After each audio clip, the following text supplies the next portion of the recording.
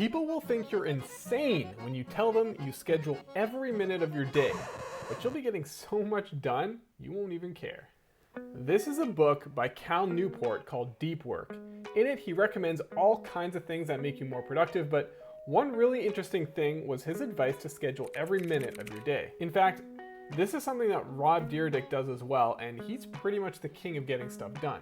I don't know how many businesses he runs on top of filming his shows and podcasts, so when the guy talks about productivity, I'm all ears. But what does it mean to schedule every minute of your day? How do you do it? And what are the benefits? Well, I've been scheduling my day this way for the last year. Let me tell you what I learned. Now, before I do, please subscribe below and let's take this channel to the moon. And by that, I mean 10 followers.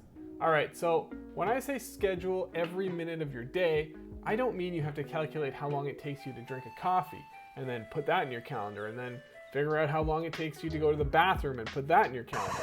What I mean is break your day up into blocks and assign your most important tasks to those blocks. Here's how I do it. Before I go to bed, I make a plan for the next day. I look at my red dots.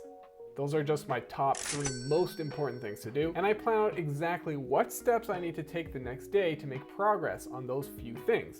Then I schedule in my workouts, my lunch, and any other obligations I have around those tasks.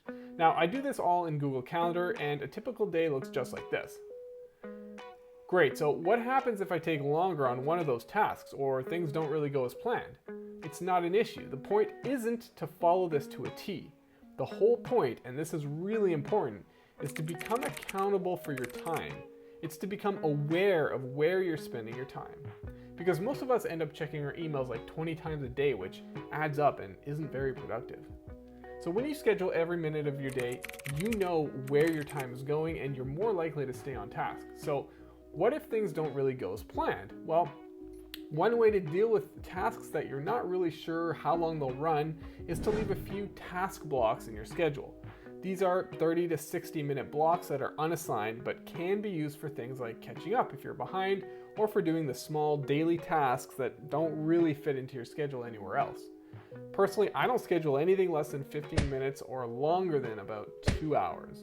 This does take a little bit of extra work and planning ahead of time, but there's something magical about sitting down in the morning and knowing exactly what you need to do and knowing that it'll get done because you've assigned time for it. Try it out. Let me know what you think. Please subscribe below and thank you so much for watching.